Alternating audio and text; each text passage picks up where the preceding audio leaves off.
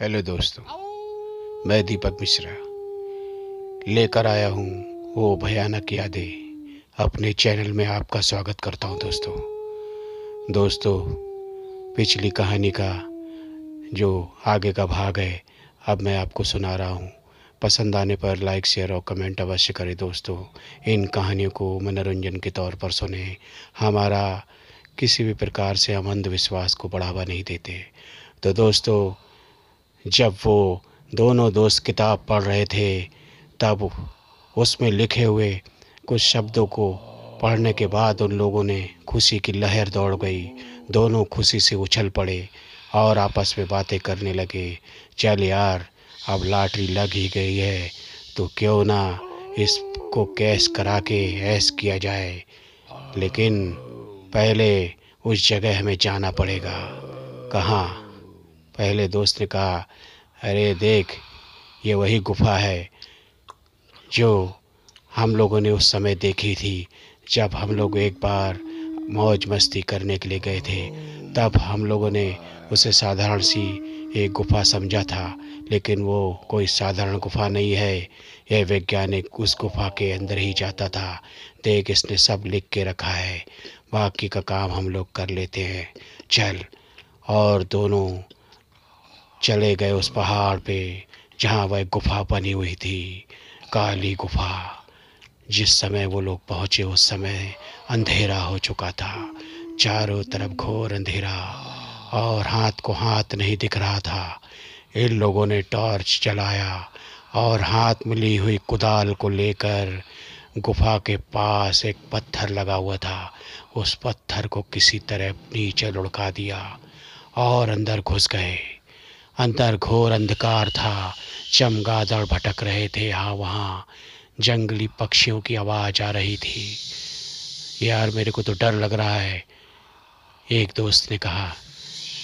अरे यार, कुछ पाने के लिए कुछ खोना पड़ता है, ज़रूर हमें यहाँ से कुछ न कुछ ज़रूर मिलेगा। उस वैज्ञानिक ने यहाँ ज़रूर कुछ न कुछ रखा होगा। दोस्तों, वो लोग अंदर जाते रहे। गुफा का बहुत ही बड़ी गुफा थी और टॉर्च की रोशनी से जगह जगह मकड़ों के जाल और चमगादड़ लटके हुए थे। तभी एक दोस्त के मुंह से चीख निकल आई।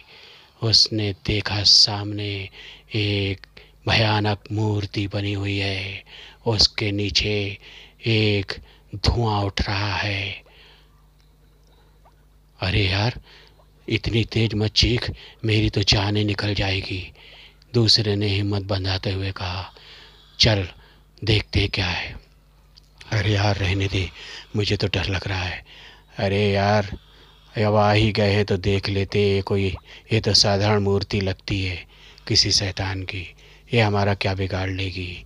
ये कहते हुए लोग आगे बढ़े और आगे बढ़ने के बाद उन्होंने देखा जगह जगह हार्ड मांस पड़े हुए थे, खून पड़ा हुआ था और वहीं रखी थी एक पेटी। वो कोई ऐसी पेटी थी जिसके ऊपर तरह तरह के मंत्र छपे हुए थे।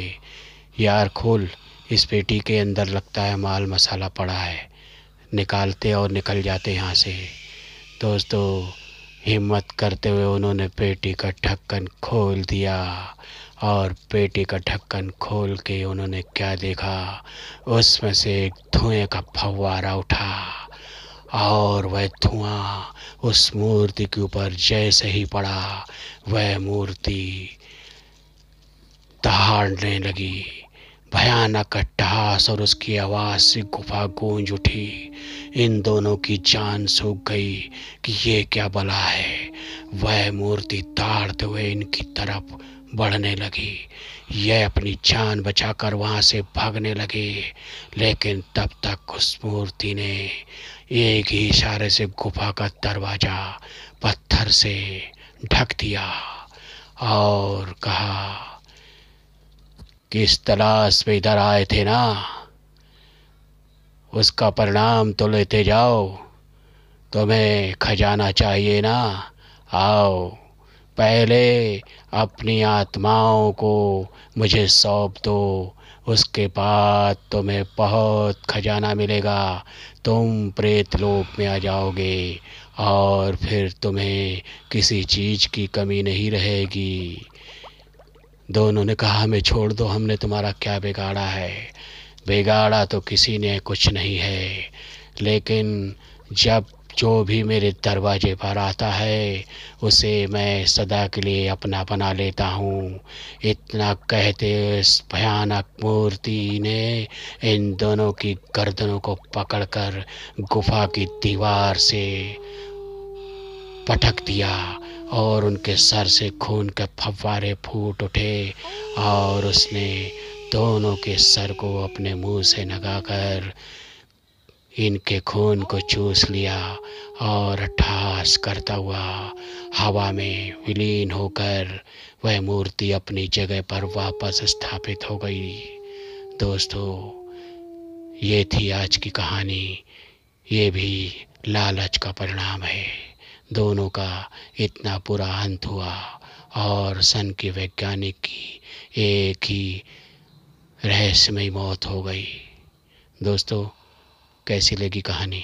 अच्छी लगी हो तो लाइक शेयर कमेंट अवश्य करें। दोस्तों, अगली कहानी के लिए इंतज़ार करें। अगर आपके पास भी कोई सुझाव या कोई कहानियाँ हों तो हमें ज़रूर भेजें। अच्छी लगेगी तो मैं अपनी आवाज़ देकर उसे अपने चैनल पर अवश्य सुनाऊंगा। गुड नाइट दोस्तों, गुड नाइट।